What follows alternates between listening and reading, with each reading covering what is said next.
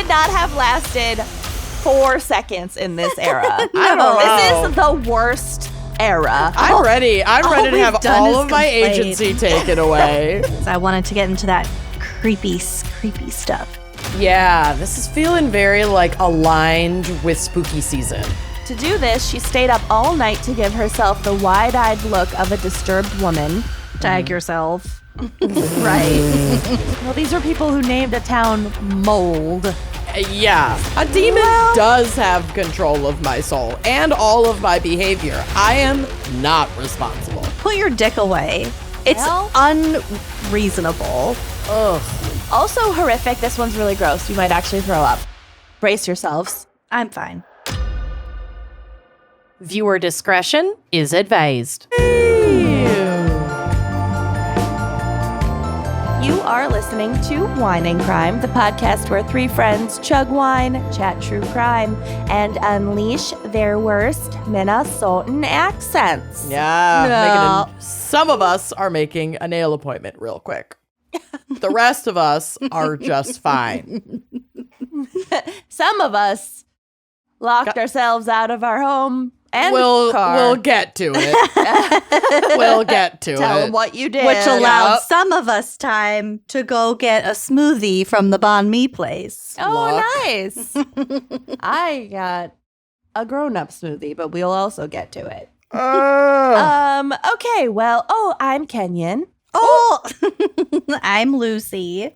Oh, I'm Amanda. And this week we have a very special fan pick. They're back, baby. They're back joining us for Hog Girl Fall. Mm-hmm. We have fan picker Sarah Gallup, who is a psychologist at a state hospital and wants to shout out their podcast, Behind the Walls of the World's Psychiatric Hospitals. Yes, I please. will be tuning into that. Fuck yes. Yeah. Way to go, Sarah. Also, you and I might be distantly related, like very distantly related, because I have some Gallups in my far back family tree close to the witch at Salem.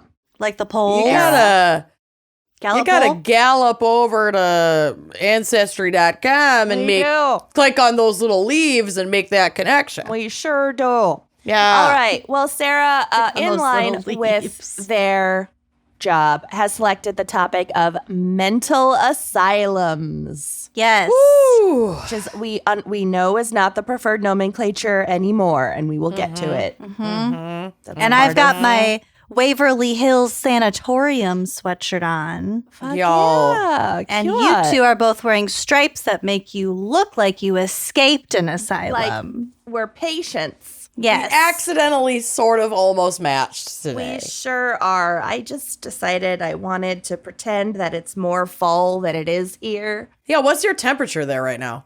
Still in the 80s? Well, during the day it's still in the 80s, but in my 3rd floor office it's probably still almost 90. It's gonna be fine. We're gonna get to a human temperature soon. Ugh. We're gonna get there. I hate that for you. All right. Well, let's hydrate. Amanda, what is our wine crime pairing for mental asylums? Well, as mentioned, I am an agent of chaos today, and I had 2 meetings today, and one of them was not in my home, and it was scooterable, so I scootered to it and scootered back, was 30 minutes early to when we were supposed to record, was feeling like really good about how I had scheduled my day and not Being such an adult. And not done the ADHD block where when I have one thing scheduled for the day, that means I can't do anything before that thing. I was like really proud of myself. And then I put my scooter away and I left the keys in the ignition of my scooter and locked the garage and went out the garage door and locked the knob and was approaching my door when I realized I don't have my keys, which means I don't have my house keys. And I also don't have any way to go get keys. Bill wasn't home. So I walked to the bar. I slammed a beer. I called my husband. He, had lunch with a friend and came and got me afterward. But it just discombobulated my whole fucking afternoon. Honestly, it was Bill's fault for going to a 3 p.m. lunch. Yeah. Thank you. Who does that? Right? Psycho. Besides me.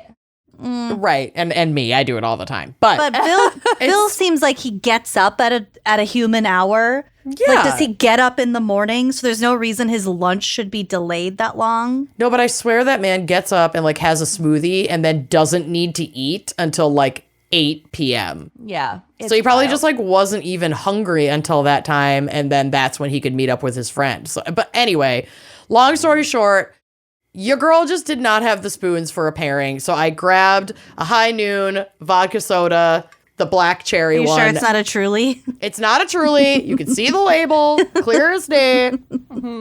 And this is what I'm drinking because I feel like I have escaped the asylum and I'm not supposed to be out in the world. It might be unsafe for me to be out here. And alas, here I fucking am. The staff You were is coming to out look for of me. the asylum. I was locked out of the comfort of my little asylum that I call home. Yeah.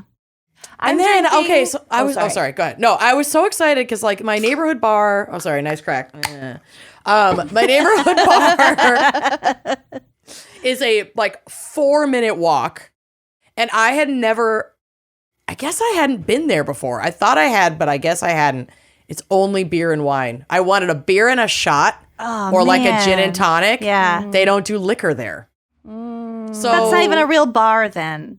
Grow up. Really, not to me. It's a wedding. Yeah. And my wedding was even That's a preschool. fully stocked. It's a daycare. So I'm going to be honest, it was the perfect neighborhood bar. Lucy reminds me of every bar in Des Moines, except for the fact that they don't have a hard liquor license. That's so ridiculous. I'm not going to go there. And it's the only bar I can walk to. That sucks. I'm so sorry for your loss. I just want to cry. What beer did you get? It was really good. It was a mango something pale ale. It was very delicious, but it was not. I wanted a shot of Grand Marnier and a Bud Light. That's what I fucking wanted. That sounds delicious. Yeah. Well, I'll get ya. I'm drinking a prebiotic soda because I'm 36. Raspberry rose for a healthy gut. You said you were getting wine. How did that happen? I already had this. And then I also got... That's her postbiotic. Yeah, I got my postbiotic. She's bookending her biotics with her prebiotic and her postbiotic. With some Costco Savvy Bee, baby. Savvy Bee. I can't wait for January 3rd. We'll bring you some in the hospital. Please do. All right, cheers. Cheers. I hope you're all surviving out there. I'm surviving, not thriving over here. All right. Well, Lucy, what is our background and definitely psych? What if there was none? Mental asylums. I mean, there's, the whole thing is psych, really. Yeah. Okay, I was like, ma'am. It's mostly history because I wanted to get into that creepy stuff. Yeah, this is feeling very aligned with spooky season. Oh, yes. Yeah. Oh, yes. Mm-hmm. So mental asylums, which we now call psychiatric hospitals, provide care and treatment for people with severe mental illnesses. Mental asylums used to be referred to by such names as lunatic asylum or insane asylum, which reflect the highly stigmatized attitudes toward mental health issues in the past. We're getting better. We're not there yet. Mm-hmm. Today, psychiatric hospitals focus on providing effective treatment with a short-term stay. They want to get you better. They want to get you home. Get you home. Mm-hmm. Although they've improved, there is still a stigma surrounding the idea of going to such an institution, and we'll kind of get to that. But first, like I said, I got some history for us. Herstory. Herstory. Asylums have been in existence for a very long time because mental illness has been in society for a very long time. Yep. Mm-hmm. One of the very first ones was believed to be in Baghdad in the year 792. All right. Way back. Innovative. Mm-hmm. Ahead of the curve. Yeah.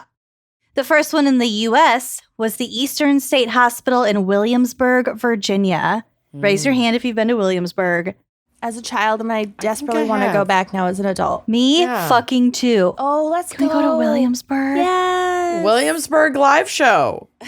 Oh, Let's I would do love it. Well, we could do a DC live show and then go, but it is a bit far. Let me look at the map. Williamsburg live show. Did I stutter? We'll be in full regalia costume. I desperately want to go. It's only a few hours. It's gotta be.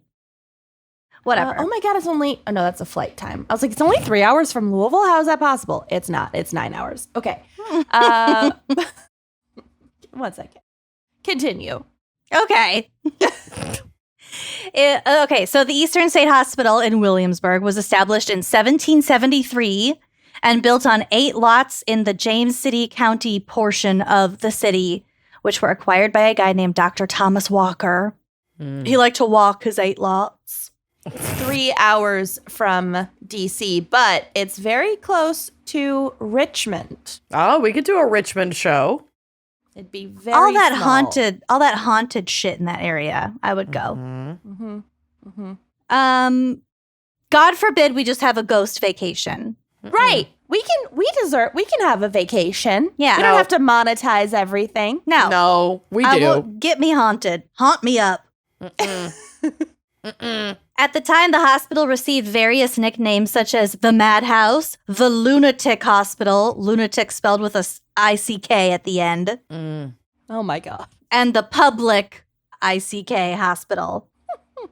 The establishment of such an institution was recommended by Virginia's governor, a guy named Francis Fauquier. Fauquier. Fuck yeah.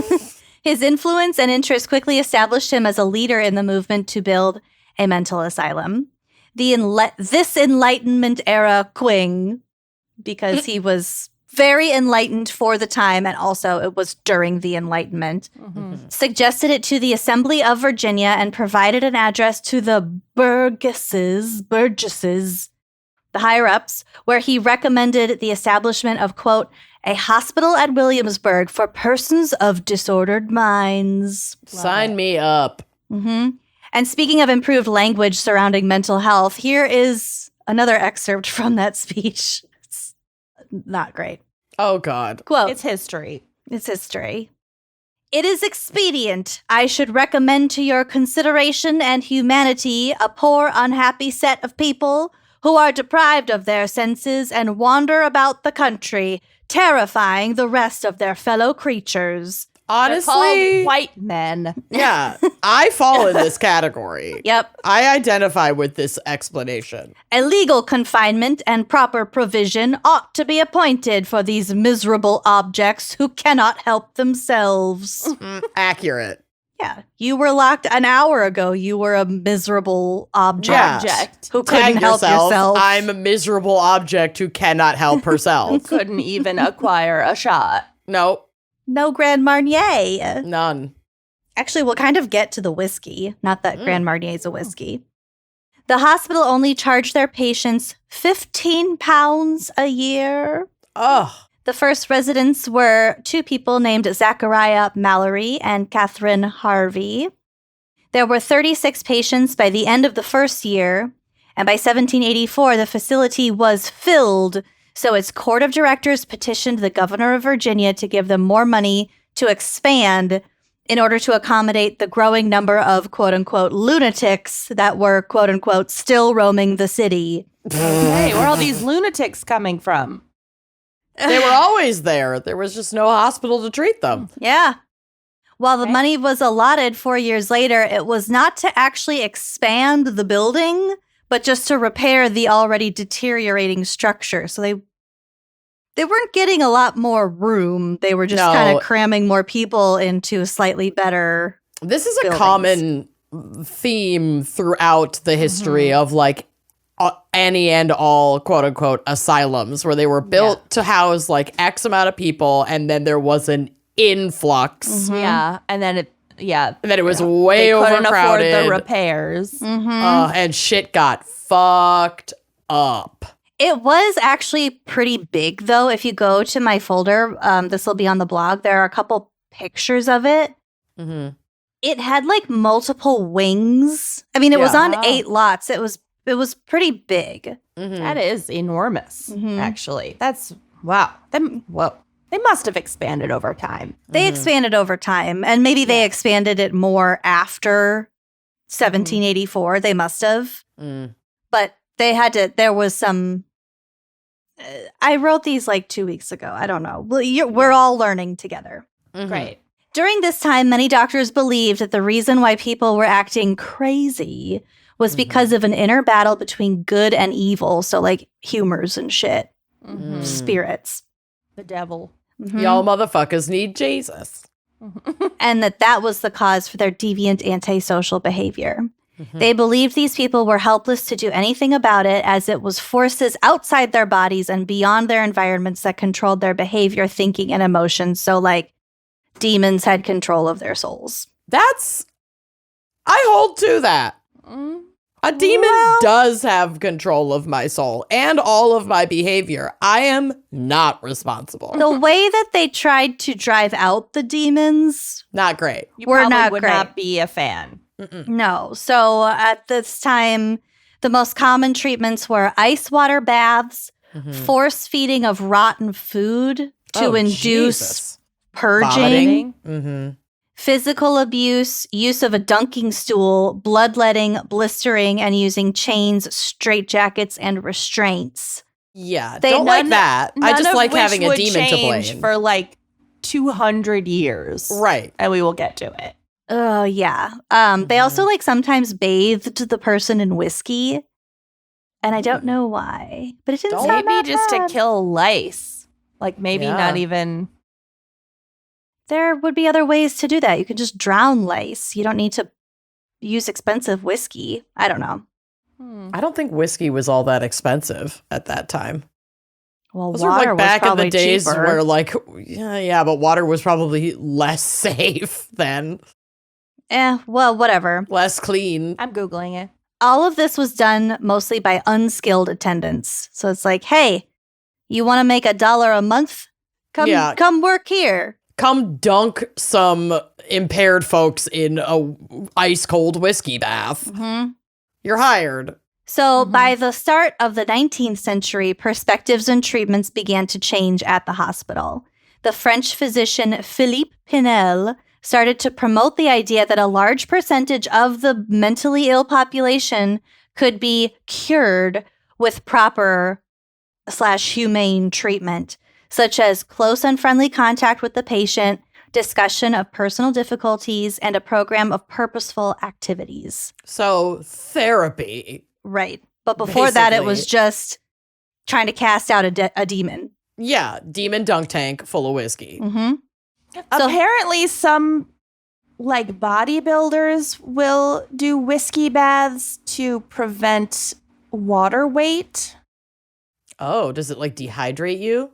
Like first they will take a regular bath and get all the salt out of their skin, will go into the bath, and then they'll bathe in alcohol to like prevent future water from getting in so they don't. Fucking ew. No Weird. thanks. I don't know. At what cost? Men will y'all? do anything to lose weight. Men would more quickly take an alcohol bath than just fucking go to therapy. Yeah, pretty much. Quit God. thinking about the Roman Empire. Oh my God. I was up until like 2 a.m. talking to M. Schultz from And That's Why We Drink about this. Because I was like, you're younger than me. What is happening? I don't understand. And they were like, they're trying to find an alternative. I have to read some of these actually, because this is so fucking funny. I was also extremely high. And they were like, they're trying to find an alternative that fits for women, that's like the same as the Roman Empire, but not. That's like that weird and unexpected, but true. Yep. And some of them that are recommended are like boy bands, witches, medieval times, true crime. What else did they put in there? Oh, the Titanic, to which I was like, I think about the Titanic every 15 minutes. I am constantly Well, since the submarine. I was already thinking about the Titanic all the fucking time. I think about the Titanic, Lady Diana, and Jean-Benet Ramsey every single day, at least once. That's weird. Probably more than once.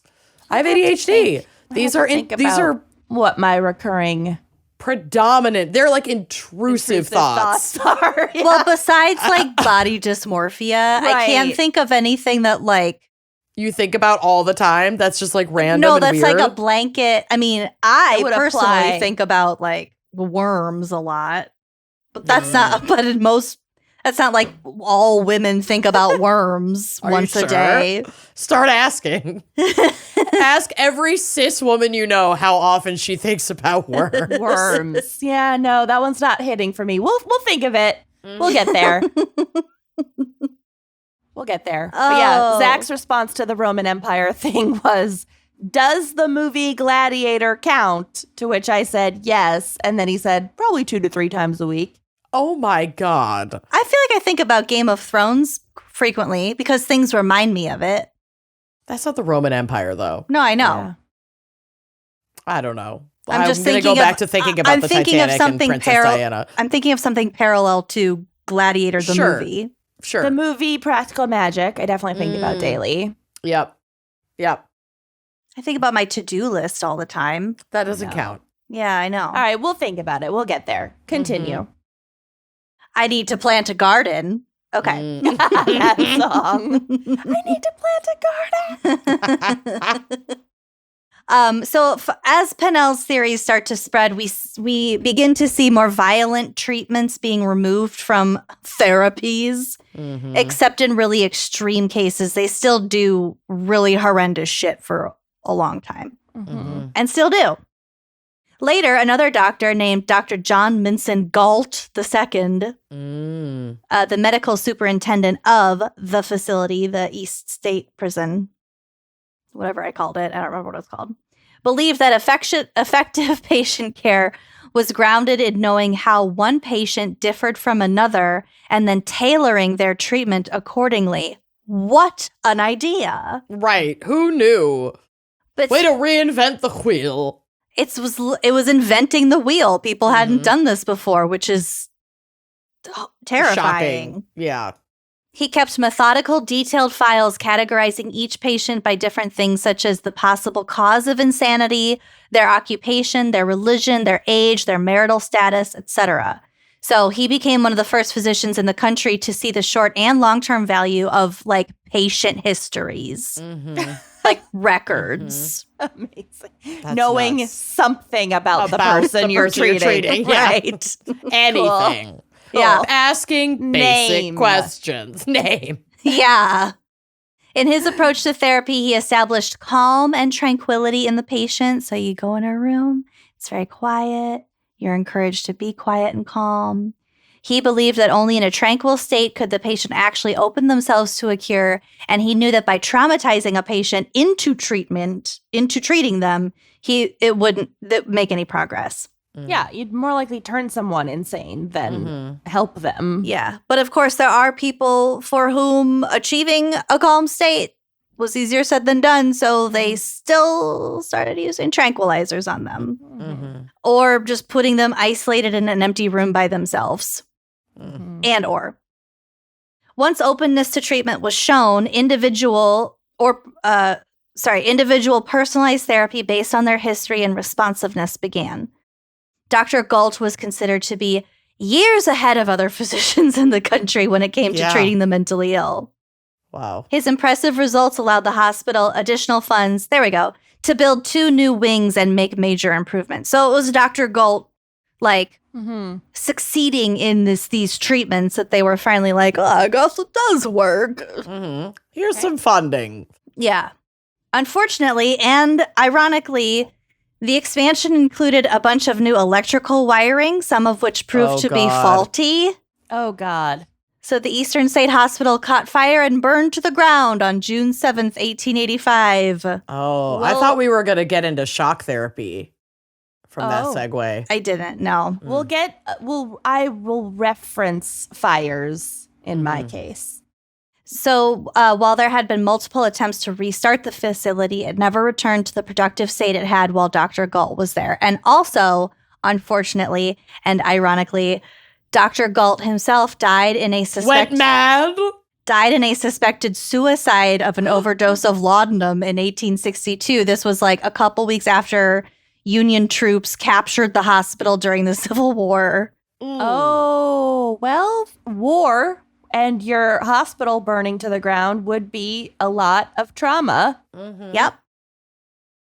No, the hospital burned afterwards. Oh, okay. Well, still, war coming to your town would be very traumatic, and I would certainly be tempted to tipple the old laudanum. It was just... If I had access to it and the troops were at my door. Well, a lot of people did use it recreationally. That's why they weren't sure if Yeah. it was an intentional suicide. Yeah, I'm like, even without the troops at my door, I'm here for it. I got my vial right here. I want to tipple the old laudanum. It'd be Let's great. go. I wish it wasn't addictive and life-ruining. Yeah. Yeah. Yeah. Yeah. So here's how psychiatric hospitals work today. So a person becomes a patient at a mental hospital as a voluntary patient or as a compulsory patient under the Mental Health Act or a deprivation of liberty safeguards order. Mm-hmm. You can be held under the Mental Health Act if you have a mental disorder, are at high risk to yourself and others because of said disorder, or are unable to receive treatment in the community, like from some other avenue. Right. So if you've ever heard of a 5150 hold, Yep. that's a 72-hour involuntary psychiatric hospitalization if an adult has been evaluated to be a danger to themselves or others or is gravely disabled. Mm-hmm. So that number name is named after the number of the section of the Welfare and Institutions Code. And there's also a 5250 code, which goes up to 14 days of hospitalization. Mm-hmm. So it's Okay. like more serious. Well, they're both serious, but you know what I mean. It's longer. Afterward, doctors and professionals will assess the best treatment for the patient, be it medication or some kind of therapy. Involuntary hospitalization often violates patients' freedom of choice. It's also against the individual's liberty and autonomy and could be deemed a humiliating and even traumatic experience. Mm-hmm. One case report found that involuntary treatment is concerning due to the breach of a self-determination principle and the risk of a breakdown in the therapeutic relationship, often causing an environment of hostility and confrontation. Yeah, if you're there against your will, then the doctor is going to be the enemy, especially if paranoia is part of your illness. Mm-hmm. Yep. Not that I have a better answer for any of this, but Right. But yeah, we can see how Yeah. that would be problematic Yeah, Yeah. 1,000%. for their treatment plan. Mm-hmm. People in these treatments often find themselves with a sense of loss of power and autonomy and loss of dignity and self-respect, which could further worsen their conditions. Mm-hmm. The report found that a supportive and collaborative treatment plan that encourages autonomy may encourage greater medical compliance as well as fewer readmissions. Mhm. Today, there's also the movement of deinstitutionalization, which is the name given to the policy of moving severely mentally ill people out of these large state-run institutions and then closing parts or all of those places so that they're smaller, they're more personal, Mhm. and possibly not for profit. Mm-hmm. Mhm. The movement is based on the principle that people with severe mental illnesses should be treated in the least restrictive settings possible. Mm. So I think there should definitely be more of a focus on community efforts to support Mhm. those with mental illness rather than relying on A, police response, Yeah. or Mhm. B, these huge run state hospitals where abuse can become systematic incredibly easily. We will get to it. At the same time, in Iowa, our governor, Kim Reynolds, Mhm. has cut funding to a ton of these resources just across the board. Kim Reynolds is a cunt. She is. She is. And not in like the it's giving cunt. Like, no, No. she's just a cunt. She's sucking Yeah. up to the MAGA crowd big time. She Yeah. fucking sucks. She dude. has She's like got Get her the fuck presidential. out of there, Iowans. Bye bye. It's It's horrible. Yeah. And then whenever there's a shooting, a mass shooting, Republicans are like, oh, it's not guns, it's mental health. And then they gut all these resources and think that cops drawing guns on mentally ill people is going to somehow help anything. Yeah. Yep. Like, you can't, if you're... And they're clearing camps and stuff. It's like, where do you expect these people to go? And what do you expect them to do? Yep. Louisville is like... There are some serious issues. I would say for a city of our size, there have got to be more unhoused people per capita than a lot of other places in the country. And yeah, basically like the city government just like clears out encampments before Derby and before like big events to like make the city look cleaner. Yeah, that's what they do here. It's just... They destroy all of their belongings in the process, and then they have nowhere to go with nothing. Yeah. Their food, their clothes, their shelter, all of it destroyed. They will literally put it in like mounds and like fucking light it on fire. Every time it gets so inhumane. Every time it gets like frigid cold, like cold warning or heat advisory warnings, I have to I can't think about it. It's just like where are these people going? A lot of people die. Yeah, they just fall through the cracks. Beds. Even like hospitals are like turning some people away. And I saw that there was like a report of a lot of unhoused people like walking around in like scrubs because all of their possessions were destroyed by the fucking police clearing out the camps. Yeah. They had nowhere to go, so they go to the hospital. They might scrubs. Yeah, and if they're lucky, if there's space, maybe they'll get a few hours in a bed or possibly an overnight in the ER, but then there's no long-term care plan for them. Right. Yeah. It makes me so fucking mad. And that covers people who aren't necessarily struggling from mental health issues. No, well, but there's high overlap. prevalence. Yep. Yeah, I'm just saying it's like a casting an even wider net potentially. Correct. It's like This treatment applies to any and all unhoused individuals. It's just that there's also, like Kenyon said, a huge overlap. Right.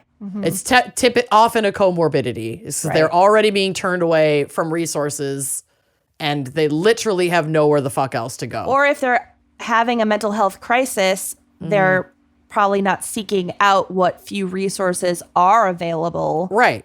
And it takes so long to get a bed or get into the system. Like, kind of know what the fuck is up to find those. You need a social worker to navigate it. It's such a hard system to navigate. Like I mean, I don't know how people fucking do it. There was this girl. Awful. This was like a few years ago. There was this girl outside of the bar when I was there with my friend, and she was like wearing like these weirdly high heels with like socks, and like her outfit was just kind of weird, and she just had a backpack, and she was just kind of like looking around. And I went out there and I was like, do you need some money or something? Do you need help? And she was like, I need to find a phone book. And I was like, well, there's a Walgreens over there. They probably have a phone book. It was like across the street. And she was just so confused. And there was obviously something going on with her, but she was like afraid. And so I was going to do this by myself, but fortunately my friend jumped in the car with me. But I was like, I'm going to take you to this shelter I put her in my car and drove her to the shelter. We were there for like 2 hours because just trying to get her intake done. Intake stuff. They have like female dorms and male dorms. She was like afraid of men. She wouldn't talk to the guy. She needed like a pen and paper.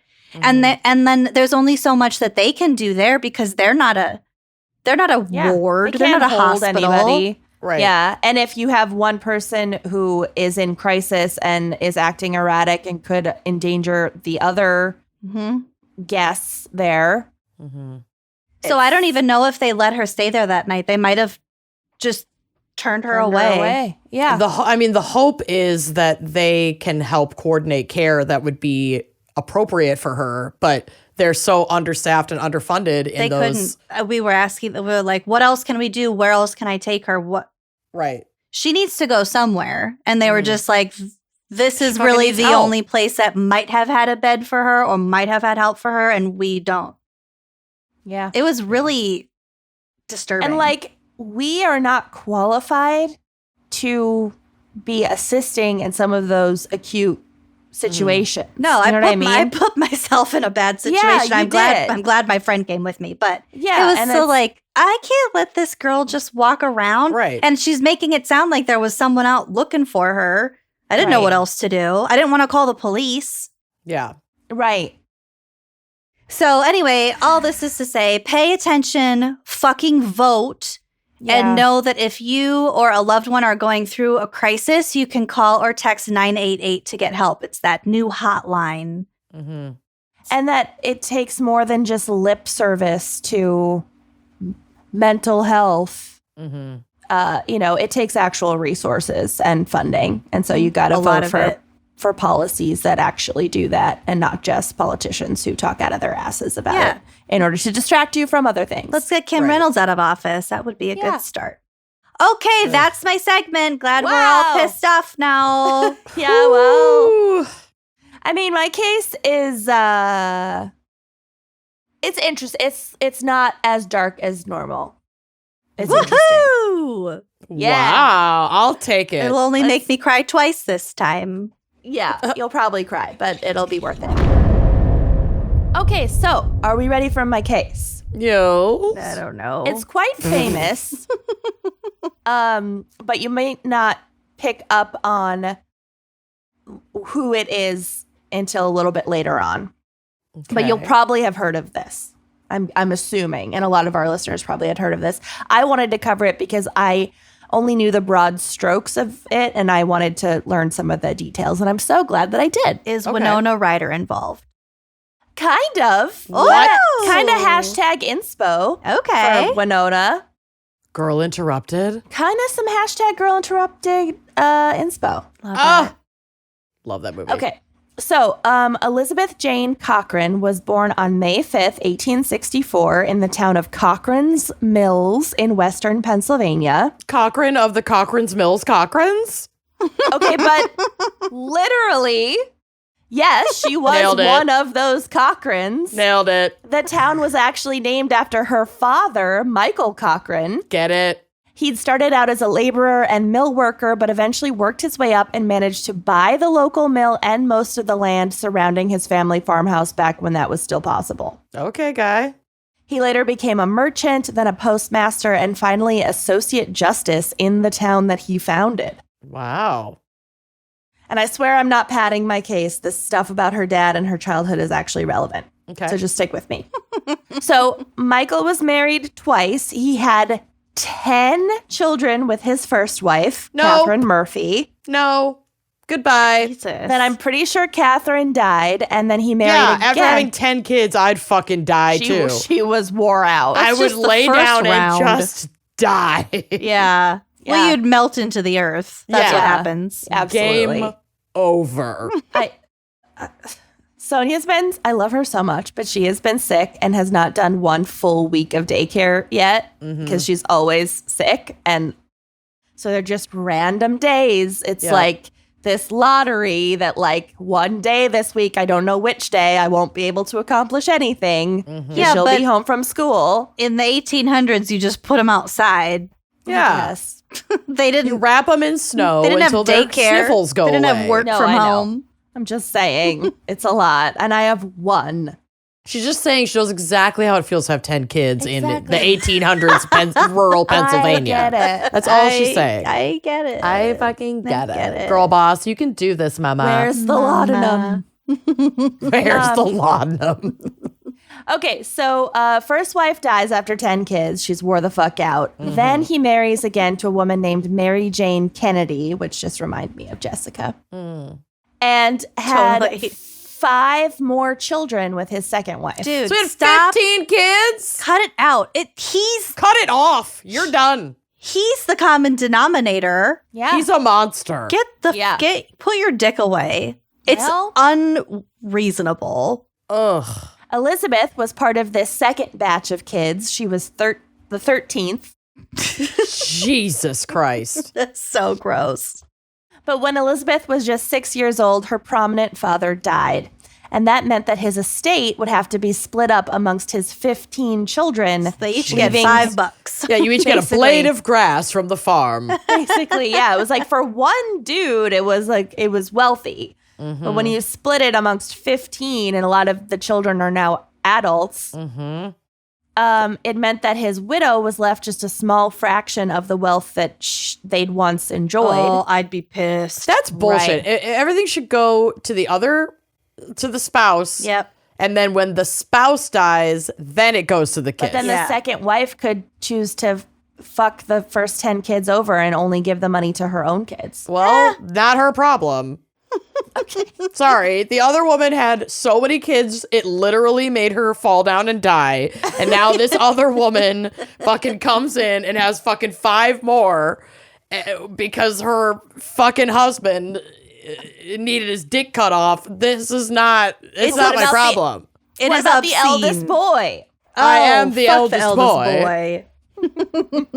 Fine. not. Succession. Go to the eldest boy. I don't care. But this is fucking... I hate this. I hate everything about this. I'm so upset. Okay. So Elizabeth's mother soon remarried, for survival. Yeah. She has 15 kids. She has 2 well, blades 10 of of them grass. aren't hers. No, she has 5. I don't know if she's taking care of some of the first 10. You know she is. Probably. Yeah. But she remarries just to have an income, but her second husband was abusive, so she quickly divorced him. Oh, God, she And then can't catch she a break. relocated with her children to present-day Pittsburgh. But she's basically Oh, penniless. God, and now she has to live in Pittsburgh? Just gonna say, this poor woman. I can't believe she hasn't laid down to die yet. Just let the earth take her. The coal-laden, oil-soaked earth of Pittsburgh can just take her into the ground. I can smell it. Yeah, Pittsburgh has a smell. So financially, times are tough, and Elizabeth knew that she would need to help support her family. And since there were 2 possible professions for women at the time, that meant that she would have to train to become a teacher. Mother and teacher. Right. Seamstress, Nurse. wet nurse, Yeah, mother. exactly. No, So she your was I options. guess, teacher. So at the age of 15, she enrolled in Indiana Normal School in Pennsylvania, I love a normal school. I That's don't know why they're confusing. called that. I love which it. is now called the Indiana University of Pennsylvania. The Indiana University of Normalcy in Pennsylvania. Here for it. Why are they called Miami normal of schools? Ohio. I don't know. Look it up. Around this time, she also added an E to her last name to sound more distinguished. So she's Elizabeth Cochran now. Wow. Big change, big diff. But due to lack of funds, Elizabeth was only able to stay enrolled for 1 semester because then they couldn't afford to keep her in school anymore. So then in 1880, she had to move back in with her mother to help run a boarding house in Pittsburgh. Okay, I figured it out. Okay. By figured it out, I mean Googled it. The term normal school is based on the French École Normale, a 16th century model school with model classrooms where model teaching practices were taught to teacher candidates. So it's like trained teachers Oh. and Got not it. just like a lady from each town. Right. Okay. Cool. So it's the original teaching colleges. Okay. So in 1885, so for 5 years, she's been out of college and back home helping her mom run this boarding house because needs must, right? But she's smart and she wants more in life. So in 1885, Elizabeth read an article in the Pittsburgh Dispatch called "What Girls Are Good For." Oh my God. Do We you would have not the article? lasted- no, I wish. We would not have lasted 4 seconds in this era. I don't know. This is the worst era. I'm ready. I'm ready to we've have done all is of my complain. agency taken away. You clothes throw weren't a even dartboard. cute. You throw Or a the hair. dartboard or a dart at a dartboard with 3 possible jobs on it, and just Yeah. see which one you get. This is the worst era. It It's really pretty is. rough. Besides the fact that there's emancipation. Other than that, it's the worst era. Lots of coal and smoke, industrial revolution, Puffy sleeves, stripes. bad Well, I'm talking to you curls. two. You're both wearing Okay. stripes, but you know what I mean. You know what I mean. Stripes have a place in modern society, Lace. honey. lace. Lace. Yeah. Every shoe was like Oh. laced up, like a lot of laces. Yeah. So uncomfortable all the time. A pointed laced up leather boot was your daily shoe. No. And it was always too small. No Rothy's. Belonged to your mom. Rothy's, no fucking thick foam neon green Target slides. Oh. Ugh, I love my slides. They're so comfy.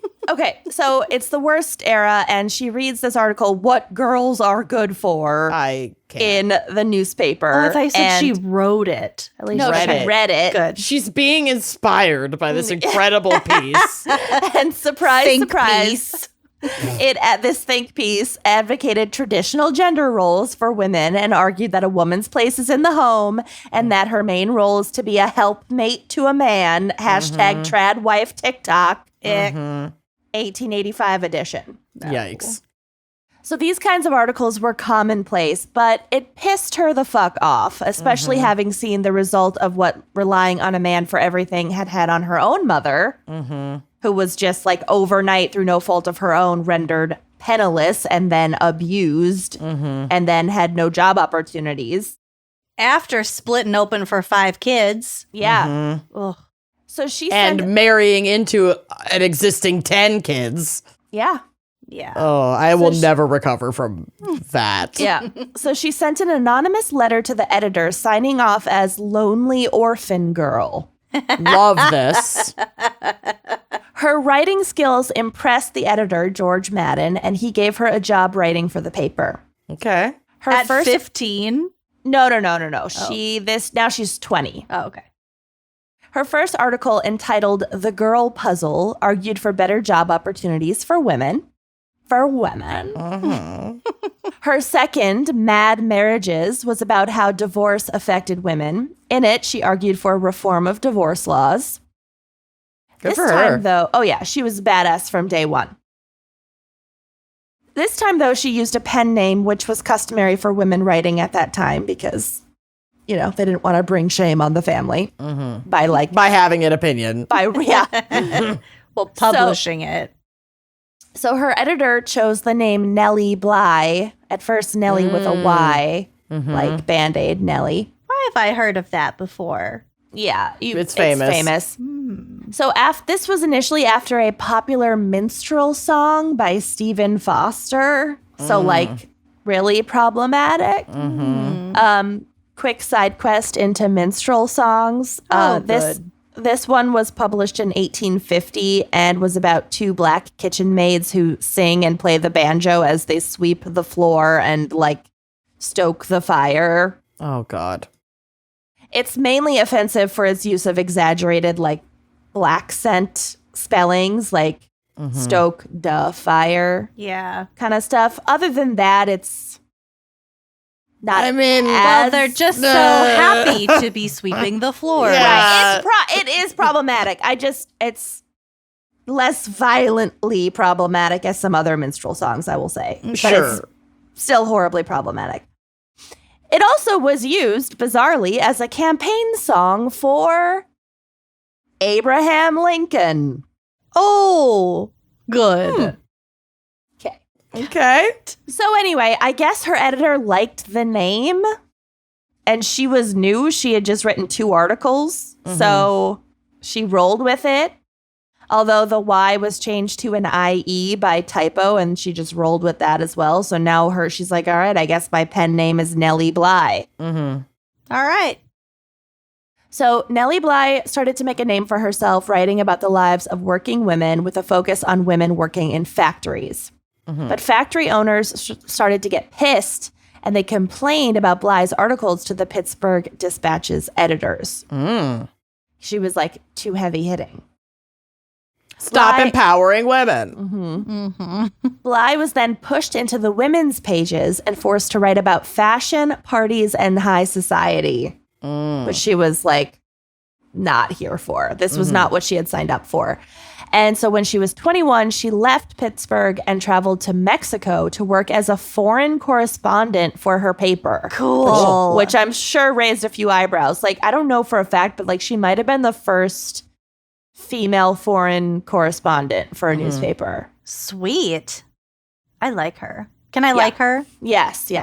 She spent the next 6 months reporting on the lives of the Mexican people and even protesting the imprisonment of a local journalist who had been critical of the Mexican government. Mm-hmm. When she was threatened with arrest herself, she had to return to the U.S., but once back on U.S. soil, she let loose and wrote, like, diatribes about Mexico's leader, Porfirio Diaz, accusing him of being a tyrannical czar, suppressing the Mexican people, controlling the press, all the things that he was, in fact, doing. Mm-hmm. Finally, Nellie decided that her time at the Pittsburgh Dispatch had run its course, and she quit with a note, and this note is amazing. This is her I'm quitting note. Mm-hmm. It said simply, quote, "I am off for New York. Look out for me, Bly." Perfect. Keep it short, sweet, to the point. That's good journalism. Yeah. In 1887, she secured a position at Joseph Pulitzer's newspaper, The New York World. Of the Pulitzers? Yes. And her very first assignment for this publication was an epic work of stunt journalism that is still well known today, almost 150 years later. She was to gain admission to the Women's Lunatic Asylum, a mental facility located on Blackwell's Island, which is now Roosevelt Island in New York City, where they occasionally have like outdoor concerts. To do so, she used a pseudonym, Nellie Brown, and then successfully tricked a number of people. First, people at the Temporary Home for Females, which is like a halfway house kind of for like destitute women. Then policemen from the Essex Market Police Court, and finally doctors at Bellevue Hospital, all into believing that she was genuinely insane. Mm-hmm. Yeah, I've heard of this. Yeah. To do this, she stayed up all night to give herself the wide-eyed look of a disturbed woman. Jag yourself. Right. To give herself the wide-eyed look of a mom. Mm-hmm. And began making accusations that the other boarders at the Temporary Home for Females were insane, which I think is like such a funny way to do it. Mm-hmm. You're like, all these people are crazy. So Bly told the assistant matron, quote, "There are so many crazy people about, and one can never tell what they will do." So good. When several doctors came to examine her, all declared her insane. Quote, "Positively demented," said one. The New York Times called her. Quote, "I consider it a hopeless case. She needs to be put where someone will take care of her." Incredible. That was Amanda in her backyard earlier. I consider Front it yard, a and yes. hopeless case. Mm-hmm. Send her to the bar. And thus, she was eventually sent to the asylum on Blackwell's Island, which was her goal. She was even able to fool other reporters who came to see her there. And I was curious why reporters would bother to go to Blackwell's Island to report on like the one random woman because they didn't know who she was. Yeah. So I looked into it, and it turns out Nellie was a fox. She was just like, she's just hot. Okay. Oh, God. And reporters wanted to write the story of the, quote, beautifully troubled girl. The hot, crazy girl. Yeah, Winona. Yeah. She's not like other girls. Oh, God. Who ended up in an asylum. So they were like, she's pretty. We should like look into this. I like this manic pixie vibe. Yeah. Right? I can save her. I can save her. Ish. And so the story, even before her real identity was known, had already drawn significant media interest. The New York Sun inquired, "Who is this mentally distressed girl?" Suddenly everybody cares because she's pretty. Yeah, so funny. Meanwhile, the New York Times described her as a, quote, puzzling wanderer with a wild, haunted expression in her eyes. I like Back in Pittsburgh, they're just like, oh shit, that's just Nellie. What's everybody fucking losing their minds about? I like positively demented better. Yeah. And her distressing plea, I can't recall. I can't recall. She's genius. Yeah. In total, Nellie Bly spent 10 days in the asylum, during which time she witnessed appalling neglect and mistreatment of the patients. Mm-hmm. And while some of them clearly did require mental health care, although they weren't getting proper or adequate care there, but like they clearly required something, others had simply been sent there by their families who just wanted to like be rid of them. Yeah, or we don't know what to do with you. Or like, yeah. And they're all women, too? In her, not at the whole asylum, but in where her she was. ward. Yeah. The people she was reporting on, though? Yeah, yeah. There were probably some like LGBTQ folks in there whose families were like, get out of here. Others were grappling with physical, not mental illnesses, but like people couldn't be fucked to take care of them. Bly also met women at the asylum who were perfectly sane, but were just foreigners. Oh, okay. Great. I can't understand a word you're saying. You must be crazy. Literally. Oh, my God. They'd ended up in Blackwell because they couldn't speak enough English to communicate their situation to the authorities. Oh, So they just dumped them there. Yeah. Not guilty. Oh my God. Totally. It's real. That's so sad. I'm sure that's what that's based on. Yeah. Oh, Jesus. One young foreign woman, for instance, was sent there by her jealous husband for her, quote, interactions with other men, but she couldn't communicate that to the police, or they just like weren't there to hear it from her. Oh my God. So they just sent her to this asylum. Yeah, Jesus better not Christ. wave at another man or your fucking bonkers husband might just put you in an institution. Which they had every right to do. Yeah. Because you The are husbands could property. just, yeah. God, Bill So wishes. imagine being married to someone and like they're abusive and they could just hold this over your head. Like I could just send you to Yep. the An asylum. That'd be terrifying. So Bly reported that nurses acted rudely and cruelly, silencing patients with threats and even physical abuse. Staff restrained the more unstable patients with ropes and made everyone sit on uncomfortable benches in the freezing cold. Like the benches with the rope. Yeah. The food was almost unspeakably bad. It included watery broth, spoiled meat, like Lucy said. I thought it was just to save money, but apparently it had a therapeutic effect. Both. probably both. Barely edible bread and dirty water. Ugh. Like non-potable water. Yeah. Toilet water. Yeah. The place was littered with waste and rats just roamed freely throughout the hospital. Yep. This reminds me of that Geraldo expose of the... Yeah. I mentioned that in my segment. Ugh. One of the things that struck her the most was witnessing the patients' baths. The bathwater was ice cold and poured directly over patients' heads in buckets, followed by an extremely rough washing by attendants. Like with like caustic Bristle, hard bristle stuff. and soaps. It was probably extremely painful. Ugh. Oh, God. Their soap and can't if, be good. And if they're bleeding or whatever, it's just into this water. Yeah. Ugh, it's that they the reuse. the infection and, oh, God.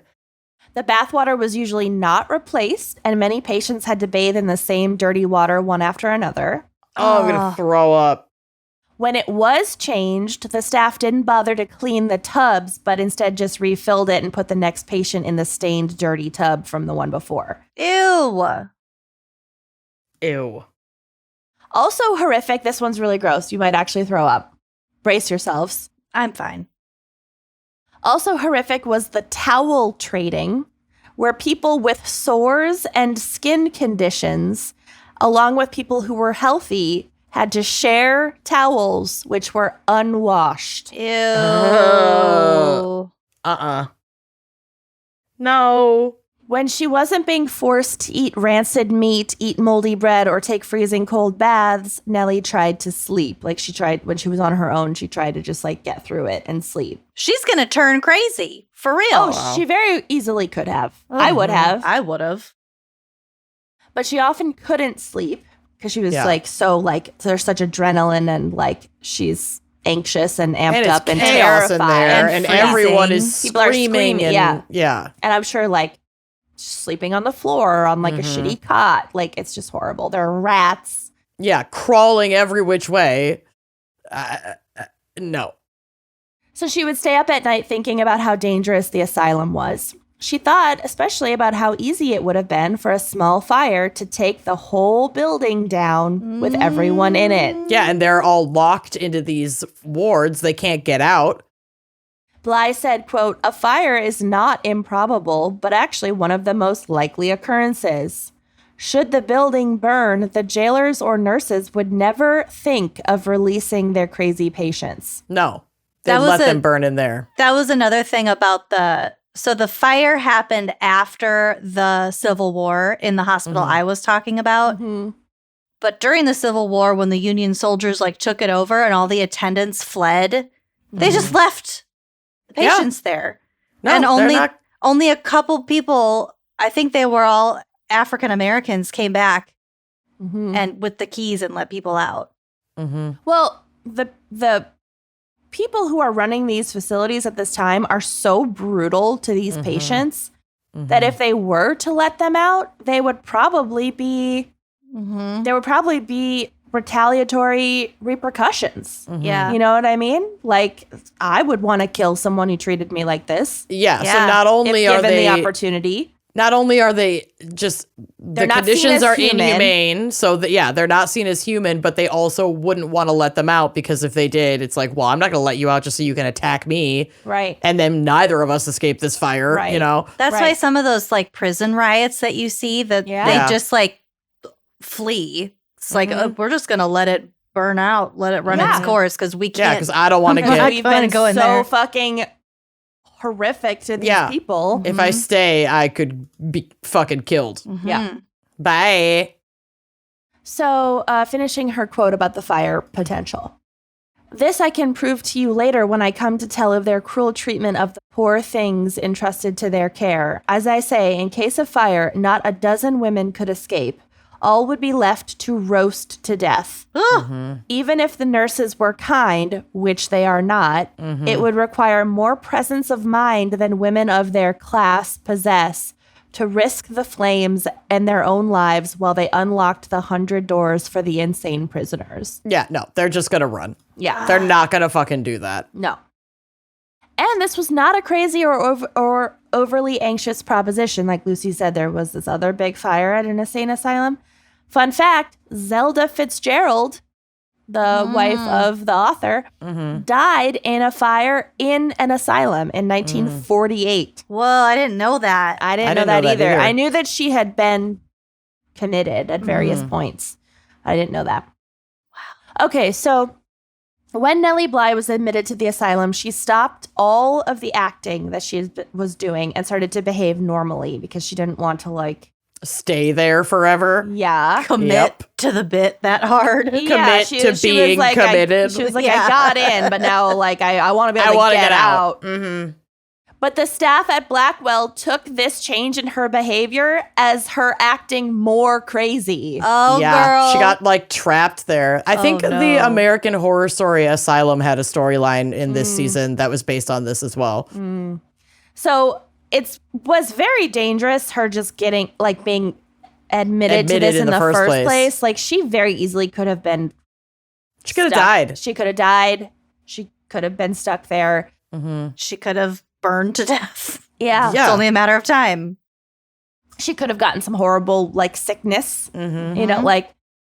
Thankfully, after 10 days, she was released. And she immediately started writing her now famed report for The World newspaper, which was later published as a book entitled 10 Days in a Madhouse. Adding that to my list. It's also on Audible. Yes. When she was released, she said, quote, "I left the insane ward with pleasure and regret. Pleasure that I was once more able to enjoy the free breath of heaven. Regret that I could not have brought with me some of the unfortunate women who lived and suffered with me, and who, I am convinced, are just as sane as I was and am now myself." Yeah. Her article caused an absolute firestorm in the broader press, and after its release, a grand jury investigation into the asylum was launched. And Bly actually assisted in that investigation as well. So, like, it led to actual real change. Mm-hmm. Not enough, obviously. Like, everything is fucking incremental, but these are some of the... Right. So the grand jury's report resulted in a whopping $850,000 increase in the budget of the Department of Public Charities and Corrections, which was like a lot of money back then. I did not do time money converter because I was tired and I wanted to take a nap. And changes. I was a wide-eyed mad woman. Yeah, I was a wide-eyed mad woman. Including money for better food and bathing for inmates. These were all implemented. It also mandated that future psychological examinations were more thorough, such that only the seriously ill were actually committed to the asylum. Such that journalists can't fake their way in. Yeah, or like people who are sane, but like their families are like, no, she's crazy, trust me. Yeah, you can't just put them away. Yeah. Or she just speaks German. Yeah, exactly. Or she waved at a man and her husband got mad. God. Yeah. So the asylum on Blackwell's Island was eventually closed down and its remaining patients were sent to other wards throughout the city. Her daring and unforgettable report pushed Nellie Bly into the spotlight, making her one of the most influential and groundbreaking journalists of her time. Activist journalists like Bly were often dismissed as muckrakers. So I remember learning about this in history class in school, and I thought like, oh, muckrakers, like they must be... Troublemakers or like not serious journalists or whatever. But actually, rumor mill. Yeah, actually, like a lot of them were actually important in bringing about reform at the turn of the century. So they were like investigative journalists, a lot of them. They got down in the muck. Yeah. They got in the nitty gritty. Yeah, I assumed it was like TMZ. Right. But actually, no, it was... I mean, it was a mix, but there were some like Nellie Bly who would do these like stunts, but then it would actually exposés. It would actually expose stuff for the greater good. Yeah, I guess journalism at this time was sort of all over going the place. from one thing to another. Yeah. So that makes sense that there was a lot of gray area. So after 10 days in a madhouse, Bly went on to write about issues like women being mistreated by male police officers, immigrants who were being exploited and robbed by employment agencies, and corruption in politics, all of which we know now is completely solved. Yeah, thank God.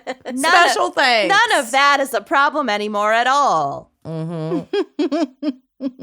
She also interviewed many controversial figures like anarchist and activist Emma Goldman, who I definitely want to look more into.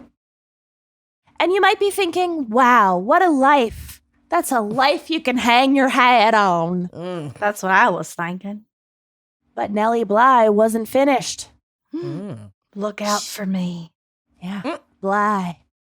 She basically became famous a second time in 1890 when she traveled around the world in 72 days. That was her? Yeah. Around the world in 80 days? Well, by balloon? No, but this stunt got a lot of press because by doing so, she was beating a quote-unquote record set in the fictional book Around the World in 80 Days by Jules Verne. Weird. Yeah, who I always mix up with Jacques Cousteau. But like to want to do.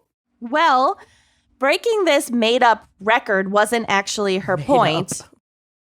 Nellie wanted to prove that women were capable of traveling on their own because at the time it was thought like women need a chaperone. They couldn't possibly do this, whatever. And she was like, not only can we do this, I can travel around the fucking world and I can... Faster than you, bitch. Right. Faster than that stupid fictional book. Bitch. Yeah. Fuck your balloon, bitch. Not that impressive, turns out. No. Well, still pretty impressive. It would be hard today to do that. Like you could, but it would be tiring. Just take a plane. Well, yeah, but airport, it's a whole thing. It's a whole thing. And to challenge the stereotype that women needed tons of suitcases to travel, Yeah, you set that back every time we go. I was gonna say, she completed Kenyon's been turning the clock on that feminist discovery. There's a reason they make the away suitcase in the large. I'm taking 2 small suitcases to Charleston because I'm afraid to take the big one because it's always overweight. Yeah. Yeah. I got nothing. I got no suggestions for Well, you. if you I have only a ever hat- use the medium. That's crazy to me. I got a lot of toiletries. Okay. You do. You got a lot of pills. I got a lot. I also have a lot know. Pills and a don't know. lot of diabetic supplies, all kinds of shit. Yeah, but your medical supplies equate / don't outnumber Kenyon's possible outfits. Yeah. You correct. don't know how you're going to be feeling. You don't know exactly how the weather is going to be. You can always shop. She Then does how that do you bring it too. home? Wear it. Whatever. It's fine. So she completed this trip around the world with just a cape and a small traveling bag. Oh my God. A carry-on, cape. I love a basically. cape. Okay, Mary Poppins. Yeah. Get it, girl. A cape. The public was obsessed with this story and they couldn't get enough of it. So when Bly returned, she expected some kind of recognition or like a bonus or maybe some accolades or something. Like this sold a lot of fucking papers. Mm-hmm. But she was basically ignored by Pulitzer, her editor. Again, They not were the prize. jealous. The prize doesn't exist yet. And she basically was like, you know what? Fuck this. Yeah. I'm out. I quit. In 1895, at the age of 31, she married Robert Livingston Seaman, Ooh. a millionaire who owned the ironclad manufacturing company and the American Steel Barrel Company. Fascinating. Wow. Yeah. Super An iron cool. and steel man. Steelman. Seaman the Steelman. When he died just 9 years later in 1904, Bly briefly took over and managed both of his companies. Yeah, girl. That's what my grandma did when my grandpa died. Mm-hmm. I got this. Throughout her life, she was seriously involved in the women's suffrage movement, and during World War I, she traveled to Europe and was the first woman correspondent to report from the front lines of the war. Dang. Of the dirty one. Yeah, of World War fucking One. Yikes. Yeah.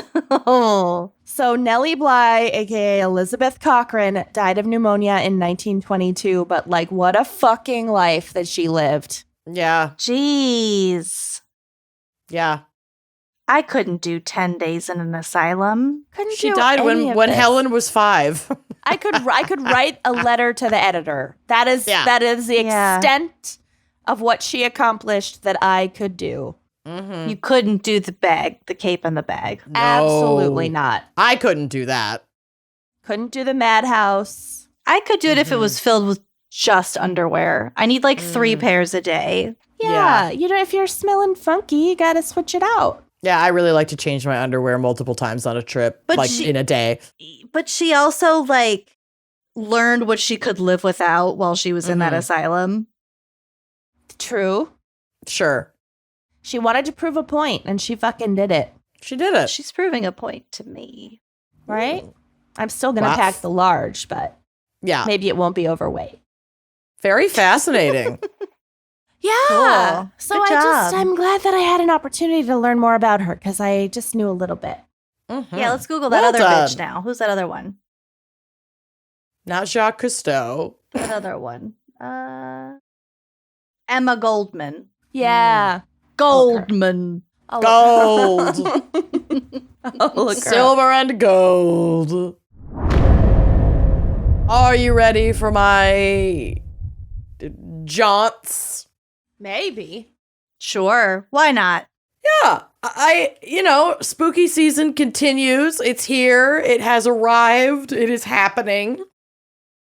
And I felt like this could be a great opportunity to look into some asylum hauntings. Ooh. But of course, while looking into that, you just get all the stories of all of these locations, which have heartbreaking histories of abuse, neglect, overcrowding, mistreatment of extremely vulnerable individuals who resided in these hospitals. Yeah, I started to go down the road of like all the mistreatment and all the horrible therapies, and I was like, this is really bad for my. This is bad for my mental health. Right. Well, I mean, I'm definitely going there. So good. I'm glad someone is. I guess. Yeah. Yeah. It just isn't the way that patients were treated was deeply rooted in ableism, and like Lucy said at the top, though we've come very far in terms of patient care and like disability advocacy, there's always more work to do. And so I just wanted to point that out because like I love a haunting.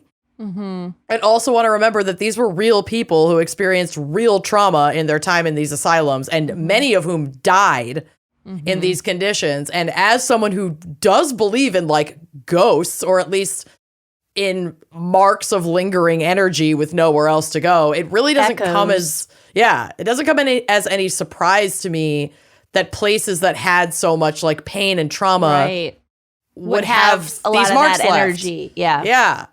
Well, so we saw it firsthand.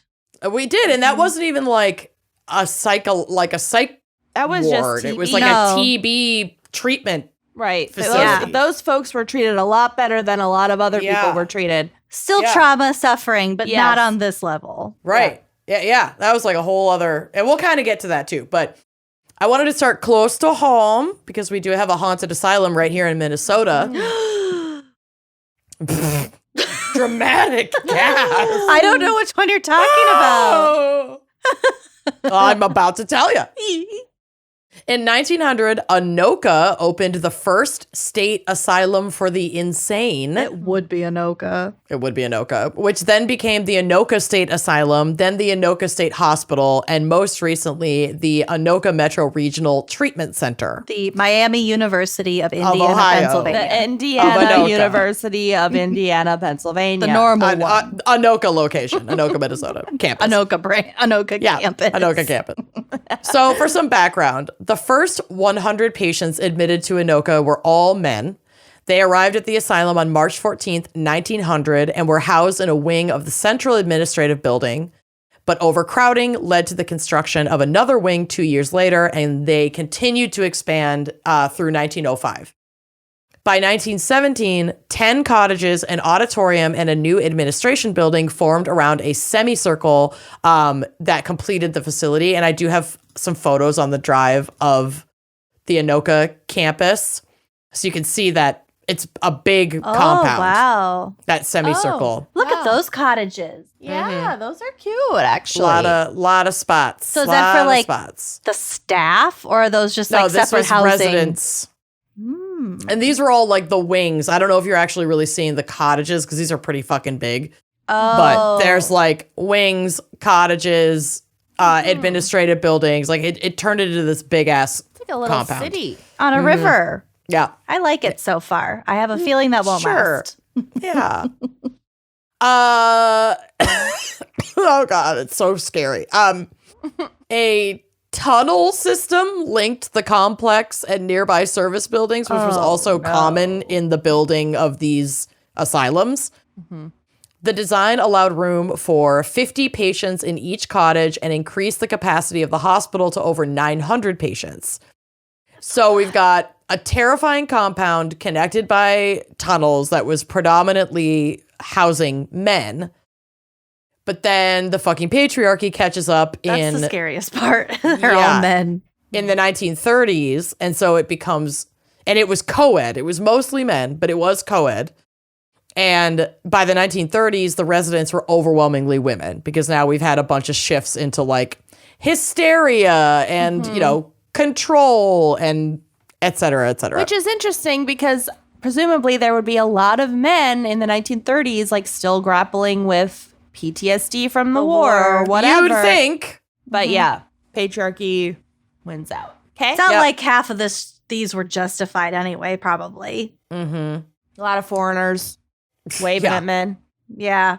So 10 of these wings or these bigger, I guess they do call those the cottages, even though they're big. Yeah. That's my kind of cottage. Right. Housed female patients while male patients lived in the two wings of the original administration building. Okay. While some aspects of the compound were positive, like almost all of the food was grown on their own land, with residents participating in farming and cooking, as well as learning other skills through the chores that the residents were responsible for, like hairstyling, sewing, laundry, cleaning, maintenance jobs. Like they had a lot of hands-on activities. Well, yeah, and also transferable skills for when they were released that they could go find work. It sounds not bad so far. It started off like they were doing okay, but things went really downhill really quick in the 1940s when the population had ballooned to over 1,300 residents when they'd had under 1,000 previously. Ooh. The buildings became overcrowded and the hospital staff was overwhelmed. To address this issue, Anoka introduced new drug therapies and medical treatments that helped reduce the number of mentally ill under the state's care. So basically, they would just way over-medicate these patients to subdue them so they could be sent home or elsewhere. So while they were in the facility, they were like super doped up. Yeah. And then Quiet. and then it was like, oh, they're fine, and send them home, and here's the laudanum. Like, give them this all day, every day, and that was it. Along with way over medicating, reports of neglect and abuse were rising with the resident population. The conditions were awful, and residents were regularly dying at Anoka State. A report published in 1948 by the Unitarian Committee on Mental Hospitals criticized conditions at Anoka State and the 6 additional state asylums in Minnesota at the time. It concluded that hospitals were grossly underfunded, understaffed, and overcrowded, and residents were suffering greatly as a result. From MinnesotaPedia.com. What? How cute is that resource? I love it. Quote, a series of articles published in the Minneapolis Tribune, now known as the Star Tribune, corroborating the Unitarian Committee findings caught the attention of Governor Luther W. Youngdahl. In response, Governor Youngdahl, appointed a task force to improve conditions for the state's mentally ill patients. Their recommendations led to significant changes in the state's approach to mental health care. To emphasize his dedication to the issue, I thought that was kind of badass. The governor called a press conference at the Anoka State Hospital on Halloween night in 1949. And in front of more than 1,000 spectators. I'm a journalist. I'll go. I volunteer as tribute. He set fire to 671 straitjackets and restraints that had been used on patients that were piled up in front of the hospital. That is the most badass press conference I've ever heard of. Yeah, so there's a picture of him on the drive drama. lighting this pile of restraints on fire. Look at his little hat. Oh my God. He looks so happy about it. Yeah, he's very pleased with himself. Look at the nurses in the background. Yeah, the nurses are like, Did we all just lose our jobs or so Youngdahl stood next to the fire and pledged to liberate patients from, quote, barbarous devices and the approach which these devices symbolized. He went on to dedicate the power of the state's resources to helping patients get well and return to their lives. damn. Yeah, so kind of badass. But Anoka State ceased to operate as an asylum in 1999, and patients were moved to a new facility. Since then, the compound has been updated and repurposed to be used by the Anoka County Department of Corrections, of fucking course. Also horrific. Rumors of hauntings have swirled there for decades, with folks claiming the space is haunted by the ghosts of those who died there. Reports say the location has phantom footsteps, noises, laughter, whispers, and cold spots. Yeah. Both in the underground tunnels. I can't with the tunnels. And in the buildings themselves. We should do some haunted tours next time we're all together. I want to do overdue. a little. I want to get some equipment, man. Yeah. I want to try it out.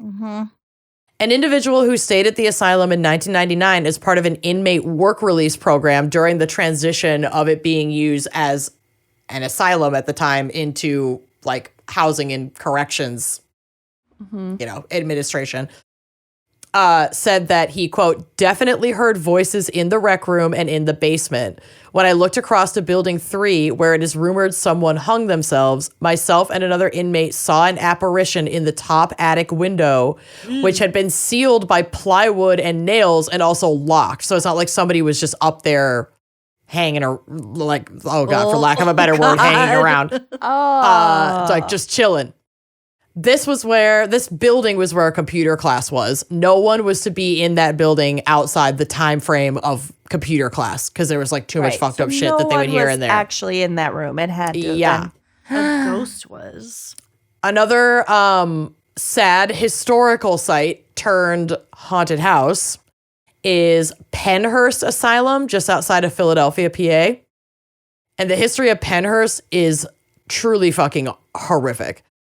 Beginning as an institution to care for the, quote, feeble-minded, it operated under appalling conditions and no one noticed for decades. I mean, it's honestly, so many of these institutions were where you just put people that the world didn't want to deal with, and then everyone forgot about them. They didn't have visitors. Children with like Down syndrome, like families would like hide them away and never even visit. I think that's what she's getting at.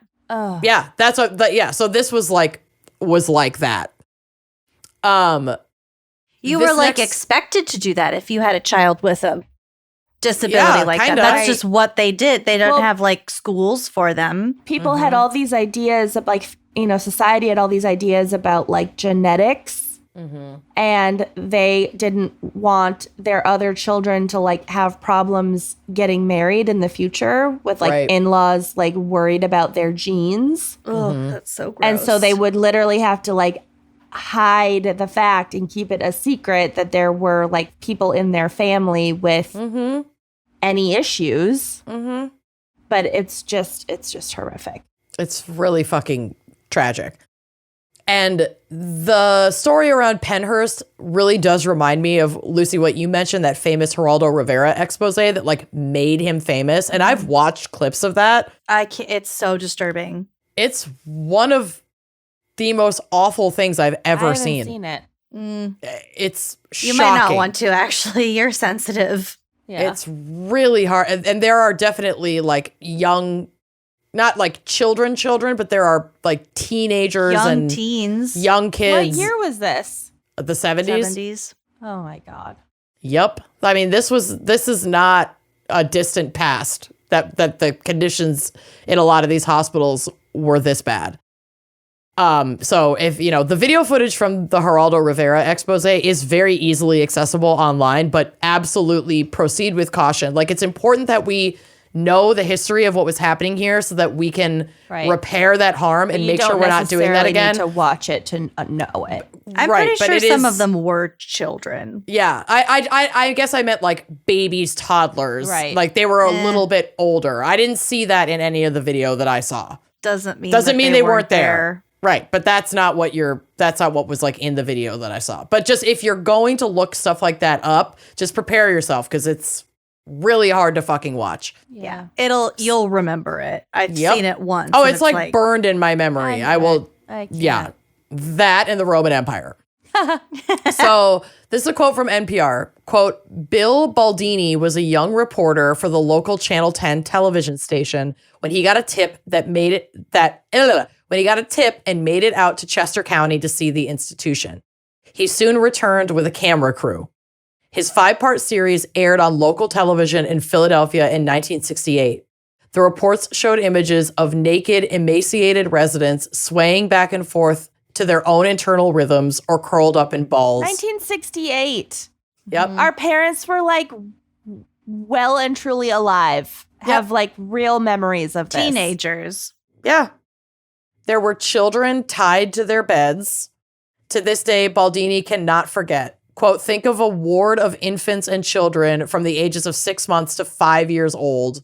There are 80 of them in metal cages, and they had to attend to them every day, all day. These people were literally lying in their own feces for days. Like, everyone there was in their own filth, no matter what age you were. Ugh. Oh, my God. And I guess this expose did fuck all to hold Penhurst accountable and improve the conditions much for these patients there, because several years later, after a medical sociologist named Jim Conroy visited the hospital to conduct research on developmental disabilities, it was still like that in 1970. So this had come out, this expose had come out in 68. They didn't care. It was probably recorded around 67. It was run on the fucking nightly news. 3 years later, another doctor goes there for research, and says, quote, I drove up in 1970 in my dad's blue Chevy and I saw a place with 3,700 people in it that was built for far, far fewer. And I saw things that I will never forget. And he didn't go into detail because it was like, he couldn't even talk about it. Penhurst was finally shut down in 1987. Jesus. Oh my God. The year we were born. But now operates as a fucking haunted house, like an actual attraction. Yeah. It is a haunted house. Which is a polarizing choice that has a lot of people understandably upset. Both Baldini and Conroy say the site should become a memorial to the past, not a haunted house. People line up around the block and pay up to $50 a ticket to go inside. And like I said, we've gone on a tour of a sanitarium that like is said to be haunted and that obviously could be seen by many as distasteful, but this wasn't what the Penhurst owners are doing. Like, this is a full-blown Halloween haunted house with like decorations and people jumping out scaring you. And Jesus. It wasn't like, ours was like a tour where the tour guides had been there for a long time and like discussed experiences that they'd had there. The history that Talked was there. about the history. Yeah. It was just a different vibe. It did not even occur to me that it would be a Halloween haunted house. Yeah. Yeah. Clowns jumping out. Like, this is literally like the haunted basement that Lucy and I went to. That also that scarred level me of for haunted life. house. Yeah, but that was in like an old museum. You know, that wasn't in like... Yeah, it was in like a warehouse. It was in an old soap factory turned art space. Oh, wait, the one we went to was at that glass blowing place. But it wasn't in like a building that had this really dark history of like real trauma and abuse. And recent history. Like, I don't know why, but like cognitively, like shit from the 1800s just feels very different than shit from the 1970s. Right. Mm-hmm. Well, it just, I mean, I don't know.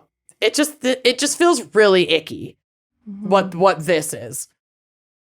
So, yeah, like I said, it's a full-blown Halloween haunted house. And when guests first enter, there like is a small museum with photos and information about the history of the space.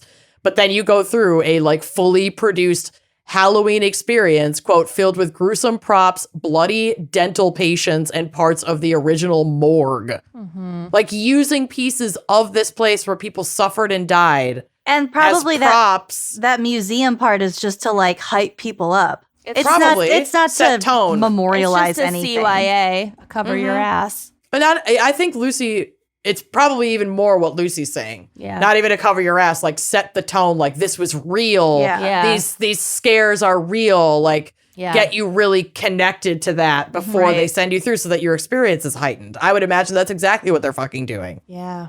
The last walk is through the underground tunnel system that used to connect the buildings, and screams filled the seemingly endless stretch of utter darkness. Like they are piping in the sounds of people screaming.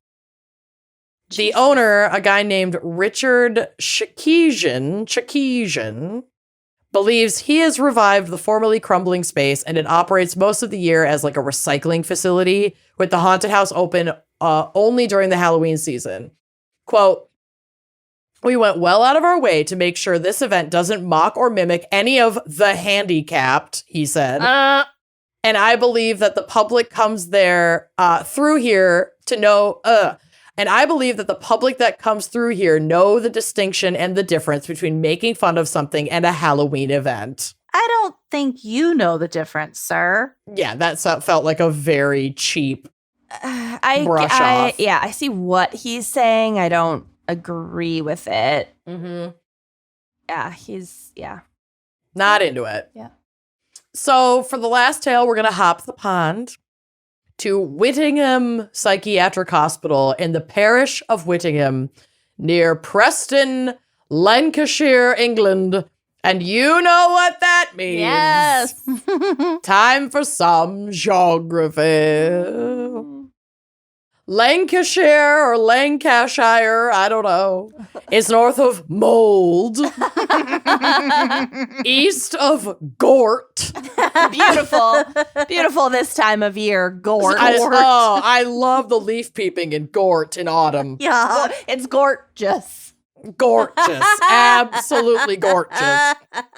south of Skinburness, That's what happens if you take a whiskey bath. straight up, Yeah. and west of Sewerby. Stop. Oh, these are all real fucking places. Jesus. I do want a Skinburness. vacation in Gort and take a little jaunt over to Mold. Gort. Born and raised. If you're from Gort, let us know. Please email get at us. I want Gort pics. I want Mold pics. Skinburness. Skinburness. Yikes. Sewerby. Get it together. So opened in 1873, this was the fourth quote-unquote lunatic hospital in that Lancashire area, as the other three had become overwhelmingly full. From Wikipedia, quote, extra accommodation was urgently needed, and to this end, the building of Whittingham Asylum for, quote, pauper lunatics, like the poor and Yeah. infirm, Oh, geez. began in 1869. Don't So they sugarcoat started, yeah, they started building it in 1869. It was completed in 1873. Well, these are people who named a town Mold. Yeah. So, Gort. no, they're not sugarcoating Calls them much. like a sees them. Yep. It opened with 115 patients already enrolled, many of whom actually helped build it. So, like, imagine building your own prison, basically. And the Ugh. conditions were awful. They didn't have electricity. They didn't have plumbing. Like, it was not cute. The hospital not only treated psychiatric patients, but also soldiers hurt in the First and Second World Wars. So it was like a pop-up hospital as well. Definitely haunted. Yeah. And between those two wars, employees of the asylum had gone on a massive strike due to the conditions and lack of workers' rights. But the strike ended with little progress made. Still, the space operated for decades. It wasn't until 1967 that a full-scale inquiry was brought forth to uncover its history of abuse and neglect. And the complaints included reports of patients just being left untreated. Mm-hmm. Some patients had been given only bread and jam to eat, or had been given like food mixed up and served as like just slops or slurries. Some patients had been locked outside regardless of weather conditions, or in washrooms and cupboards because there was just nowhere else to put them. Cupboards? And if they were like, yeah. And if Like they were Harry like Potter acting style. up, quote unquote, like imagine being mentally ill, put in these conditions, and then you have an understandable like meltdown or outburst of emotion because of how awful this is. And the solution is we're going to lock you in the cupboard A until dark you calm cupboard, down. like a pitch black cupboard that we won't let you out of. Ugh. Yup. In one ward, students had witnessed patients being dragged about by their hair by staff and nurses. Amazing. On Ward 3, a male, which is an all-male ward, patients were given the, quote, wet towel treatment, Ooh. which involved twisting a cold, wet towel or bed sheet around their neck until they lost consciousness to subdue them. Oh my God. Probably because then it wouldn't leave a ligature mark. Mm-hmm. Ooh, yeah. And it was cheaper than medication, Wow. if they even had it. Patients were, well, I mean, around this time they would have had it. It was opened in 1873, but this report didn't come out till the 60s, 1960s. Oh. So they absolutely would have had, along that evolution of this hospital, there would have been, you know, therapeutic was medications. Cheaper and didn't leave a mark. And they'd already, I And think they just had sadistic. already been doing it for so long, completely unchecked, that this like systemic sadistic abuse, just anyone new coming in there as an employee is taught then this is how we do it here, Right. It becomes you know, a and then it culture of just, abuse. yes, it becomes the It becomes culture and it just unquestioned. continues. Mm-hmm. Patients were seen to have been punched and locked in storerooms. On another male ward, Ward 2, it was alleged that 2 male nurses had poured methylated spirits into the slippers of one patient and into the dressing gown pocket of another and then set them on fire. Oh, my God. Yep. The yeah, whole that's place not was a treatment for fucking anything. There's no No. fucking excuse. they're just They're just fucking with you. Torturing Torturing you. vulnerable people Jesus. Yep. in their care. There were full-blown rat and other vermin infestations.